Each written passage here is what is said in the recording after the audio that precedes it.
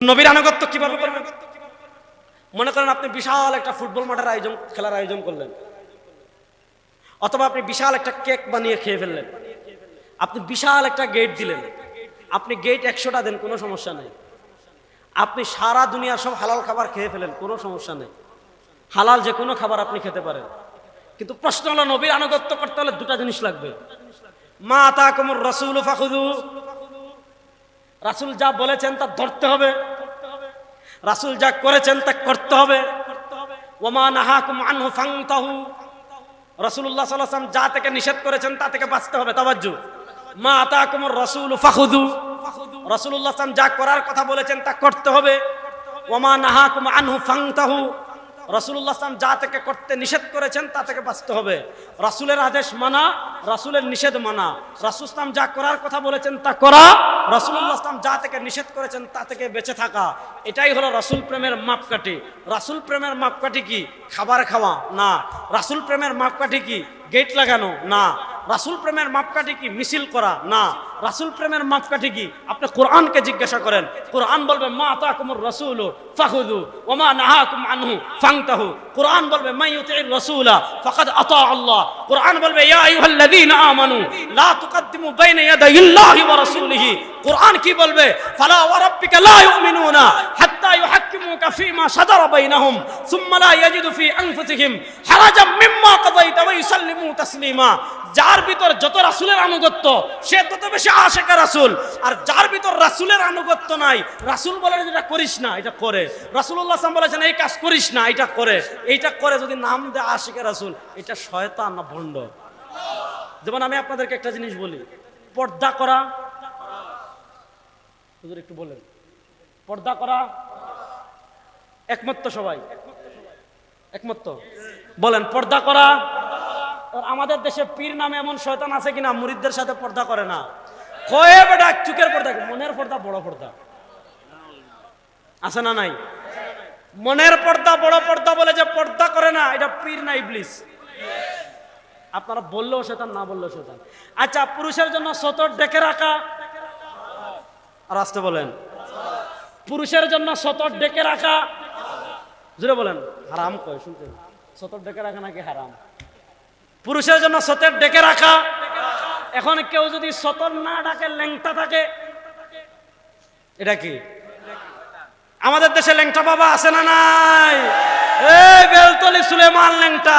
যদি ল্যাংটা পীর হয়ে যায় শয়তানের কি দোষ? যদি ল্যাংটা পীর হয়ে যায় আবু জাহেলের কি দোষ?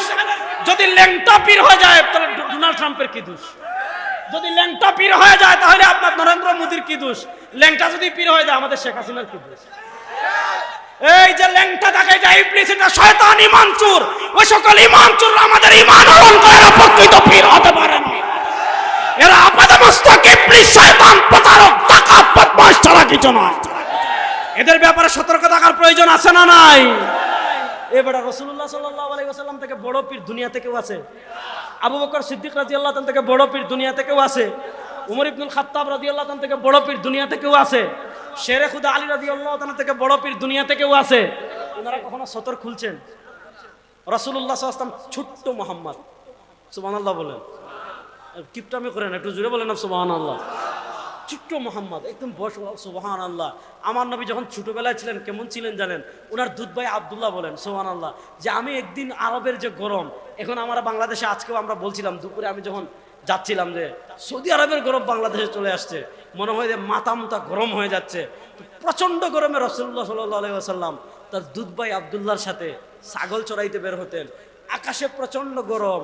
আব্দুল্লাহ দেখেন মানে আসমানের কোথাও ছায়া বলতে কিছু নাই, মেঘ বলতে কিছু নাই, কিন্তু ছোট্ট মুহাম্মদ সাল্লাল্লাহু আলাইহি ওয়াসাল্লাম ছাগলের পিছনে পিছনে দৌড়ায়, আর আসমান থেকে একটা ছোট্ট মেঘ ছোট্ট মুহাম্মদ সাল্লামকে ছায়া দান করে।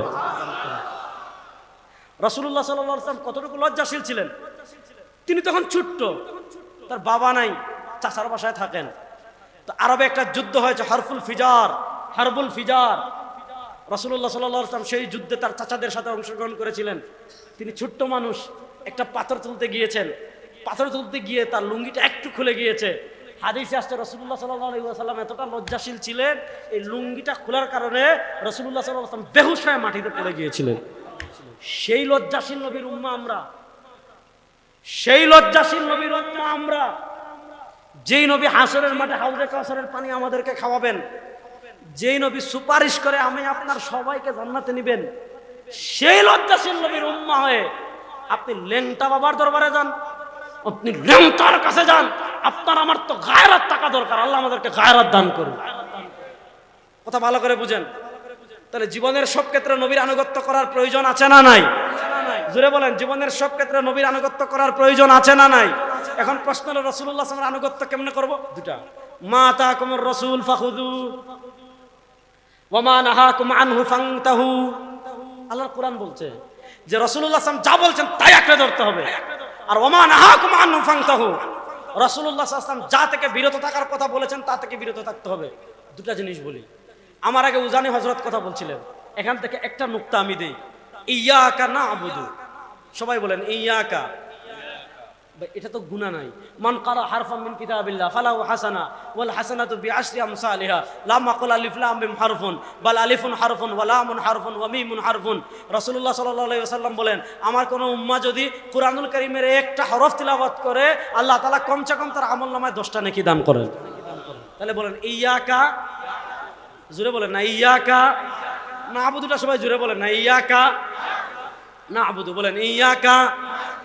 আমরা দুনিয়াতে ইবাদত করব একমাত্র কার? জোরে বলেন, জোরে বলেন। দুনিয়াতে ইবাদত করব একমাত্র কার? দেখেন রাসূলুল্লাহ সাল্লাল্লাহু আলাইহি ওয়াসাল্লাম বলেছেন, লা'নাল্লাহুল ইয়াহুদা ওয়ান নাসারা। তাওয়াজ্জু, লা'নাল্লাহুল ইয়াহুদা ওয়ান নাসারা। তাওয়াজ্জু, লা'নাল্লাহুল ইয়াহুদা ওয়ান নাসারা। ইহুদিদের উপর আল্লাহ লানত, খ্রিস্টানদের উপর আল্লাহ লানত। কেন লানত? তাওয়াজ্জু, কেন লানত? তাওয়াজ্জু, ইত্তাখাযু কুবুর আমবিয়াইহিম মাসাজিদ। ইহুদিদের উপর আল্লাহ লানত কেন? খ্রিস্টানদের উপর আল্লাহ লানত কেন? রাসূলুল্লাহ সাল্লাল্লাহু আলাইহি ওয়াসাল্লাম বলেন, ইহুদিদের উপর আল্লাহ লানত হওয়ার কারণ হলো, খ্রিস্টানদের উপর আল্লাহ লানত হওয়ার কারণ হলো ইত্তাখাযু কুবুর আমবিয়াইহিম মাসাজিদ। ইহুদিরা তাদের নবীর কবরে সিজদা দিত, খ্রিস্টানরা তাদের নবীর কবরে সিজদা দিত। ইহুদিরা তাদের নবীর কবরে সিজদা দিত, খ্রিস্টানরা তাদের নবীর কবরে সিজদা দিত। যেহেতু ইহুদিরা তাদের নবীর কবরে সিজদা দিত, খ্রিস্টানরা তাদের নবীর কবরে সিজদা দিত, এজন্য রাসূলুল্লাহ সাল্লাল্লাহু আলাইহি ওয়াসাল্লাম দুনিয়া থেকে বিদায় নেওয়ার আগে, তাওয়াজ্জু, রাসূলুল্লাহ সাল্লাল্লাহু আলাইহি ওয়াসাল্লাম দুনিয়া থেকে বিদায় নেওয়ার আগে উম্মাহকে ওসিয়ত করে গিয়েছেন, উম্মাহকে ওসিয়ত করে গিয়েছেন। কি ওসিয়ত করে গিয়েছেন? তিনি বলেছেন, লা তাজআলু কবরি ওয়াসানান ইউবাদ ইন্নামা ইশতাদ্দা গাযাবুল্লাহি আলা কওমিন ইত্তাখাযু কুবুর আমবিয়াহিম মাসাজিদ। রাসূলুল্লাহ সাল্লাল্লাহু আলাইহি ওয়াসাল্লাম বলেন, আমার উম্মাহ, লা তাজআলু কবরি ওয়াসানান ইউবাদ, আমি যখন দুনিয়া থেকে বিদায় নেব, আমি দুনিয়া থেকে বিদায় নেওয়ার পর আমার রওজা শরীফকে, আমার কবর শরীফকে, লা তাজআলু কবরি ওয়াসানান ইউবাদ, আমার কবর শরীফকে, আমার রওজা শরীফকে তোমরা ইবাদতের জায়গা বানায়ো না, তোমরা সিজদার জায়গা বানায়ো না। কেন নিষেধ করেছেন? রাসূল বলেন, ইন্নামা ইশতাদ্দা গাযাবুল্লাহি আলা কওমিন, ওই সম্প্রদায়ের উপর আল্লাহ প্রচন্ড রাগান্বিত হন, ওই সম্প্রদায়ের উপর আল্লাহর আযাব পতিত হয়, ওই সম্প্রদায়ের উপর আল্লাহর গজব পতিত হয়। কাদের উপর? আল্লাযীনা ইত্তাখাযু কুবুর আমবিয়াহিম মাসাজিদ, আল্লাযীনা ইত্তাখাযু কুবুর আমবিয়াহিম মাসাজিদ, যারা নবীদের কবরকে সিজদার জায়গা বানায়, যারা নবীদের কবরকে সিজদার জায়গা বানায়, যারা নবীদের কবরকে সিজদার জায়গা বানায়, এদের উপর আল্লাহর আযাব পতিত হয়। তাহলে বলেন, রাসূলুল্লাহ সাল্লাল্লাহু আলাইহি ওয়াসাল্লাম তার কবরে সিজদা দেওয়ার অনুমতি দিয়েছেন না নিষেধ করেছেন? আর আসতে বলেন, রাসূলুল্লাহ সাল্লাল্লাহু আলাইহি ওয়াসাল্লাম তার রওজা মুবারকে সিজদা দেওয়ার অনুমতি দিয়েছেন না নিষেধ করেছেন? এবার আমি আপনাদেরকে একটা প্রশ্ন করি, আল্লাহ রাসূল সাল্লাল্লাহু আলাইহি ওয়াসাল্লামের রওজা মুবারক থেকে, আল্লাহ রাসূল সাল্লাল্লাহু আলাইহি ওয়াসাল্লামের মাজার মুবারক থেকে, আল্লাহ রাসূল সাল্লাল্লাহু আলাইহি ওয়াসাল্লামের কবর মুবারক থেকে দামি কোনো কবর, দামি কোনো রওজা, দামি কোনো মাজার দুনিয়াতে আছে? আছে? আপনাদের সন্দেহ আছে মনে হয়। তাহলে জুড়ে বলেন, রাসূলুল্লাহ সাল্লাল্লাহু আলাইহি ওয়াসাল্লামের রওজা মুবারক থেকে দামি কোন রওজা দুনিয়াতে আছে? রাসূলুল্লাহ সাল্লাল্লাহু আলাইহি ওয়াসাল্লামের কবর মুবারক থেকে দামি কোন কবর দুনিয়াতে আছে? রাসূলুল্লাহ সাল্লাল্লাহু আলাইহি ওয়াসাল্লামের মাজার মুবারক থেকে দামি কোন মাজার দুনিয়াতে আছে? তাহলে আল্লাহ রাসূল সাল্লাল্লাহু আলাইহি ওয়াসাল্লাম তার রওজা মুবারকে সিজদা দেওয়ার অনুমতি দিয়েছেন না নিষেধ করেছেন? তিনি কি বলেছেন? লা তাসজুদু আহাদান লি আহাদ, কোন মানুষ যেন অপর কোন মানুষকে সিজদা না দেয়। লাউ আমারতু আহাদান আন ইয়াসজুদা লি আহাদ, কোন মানুষ যদি অপর কোন মানুষকে সিজদা দেওয়া জায়েজ হইতো, রাসূলুল্লাহ সাল্লাল্লাহু আলাইহি ওয়াসাল্লাম বলেন কোন মানুষ যদি অপর কোন মানুষকে সিজদা দেওয়ার অপশন শরীয়তে থাকতো, লা আমারাতুন নিসা, তাহলে আমি মহিলাদেরকে নির্দেশ দিতাম আন ইয়াসজুদা লি আজওয়াজিহিন, তারা যেন তাদের স্বামীদেরকে সিজদা দেয়। তাহলে বোঝা গেল আল্লাহ ছাড়া কাউকে সিজদা দেওয়ার কোনো অপশন শরীয়তে। সবাই হাত তুলেন, বলেন আল্লাহ ছাড়া কাউকে সিজদা দেওয়ার কোনো অপশন শরীয়তে, কোন কবরে সিজদা দেওয়ার সুযোগ শরীয়তে, কোন মাজারে সিজদা দেওয়ার সুযোগ শরীয়তে, কোন পীরকে সিজদা দেওয়ার সুযোগ শরীয়তে। ইয়াকা না'বুদু, সিজদা দিব একমাত্র কাকে? বলেন বলেন, সিজদা দিব একমাত্র কাকে? আরো জোরে বলেন, সিজদা দিব একমাত্র কাকে? সবাই হাত নাড়া বলেন, কোন কবরে সিজদা দিব না। না রাস্তে বলেন, কোন কবরে সিজদা দিব ওয়াদা ওয়াদা আল্লাহরে বলেন, কোন কবরে সিজদা দিব, কোন মাজারে সিজদা দিব। বলেন বলেন, কোন কবরে সিজদা দিব, কোন মাজারে সিজদা দিব, কোন পীর ফকিরে সিজদা দিব। হুজুর আয়েশা পড়ছে না? মাশাআল্লাহ।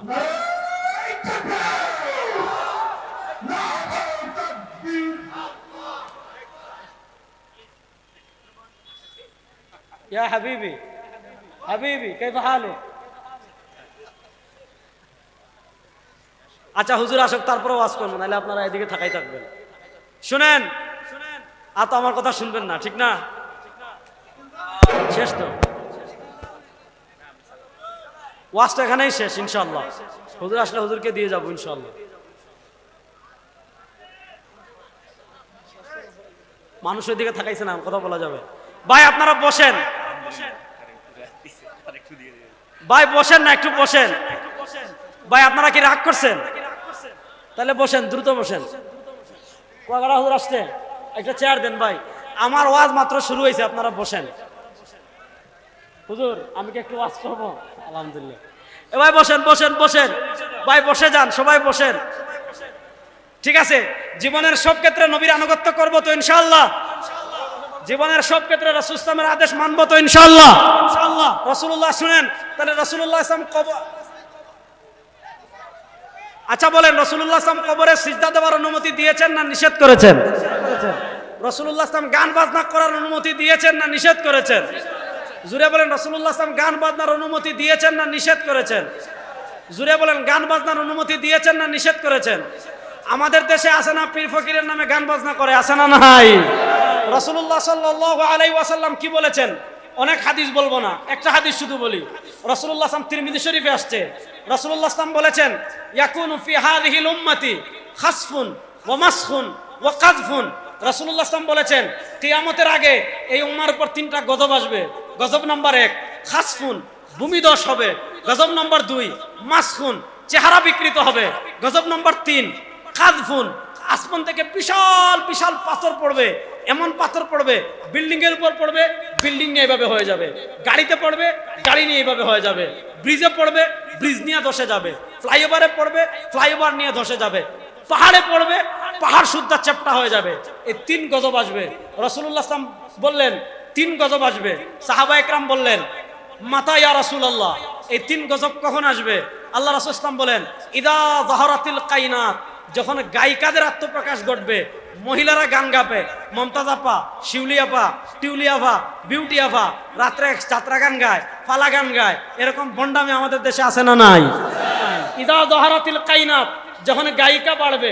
ওয়াল মাজামির, বাদ্যযন্ত্র বাড়বে। ডুল, তবলা, হারমোনিয়াম, গিটার, এগুলা যখন মানুষ বেশি বাজাবে। ওয়াশরিবাতিল খুমুর, যখন মাদক ব্যাপক হবে। আল্লাহর পক্ষ থেকে 3টা গজব আসবে। এবার বলেন, বাদ্যযন্ত্র আল্লাহর পক্ষ থেকে গজব নিয়ে আসে। এবার আপনারা ফতোয়া দেন, যেই জিনিস আল্লাহর পক্ষ থেকে গজব নিয়ে আসে, এই জিনিস হালাল না হারাম?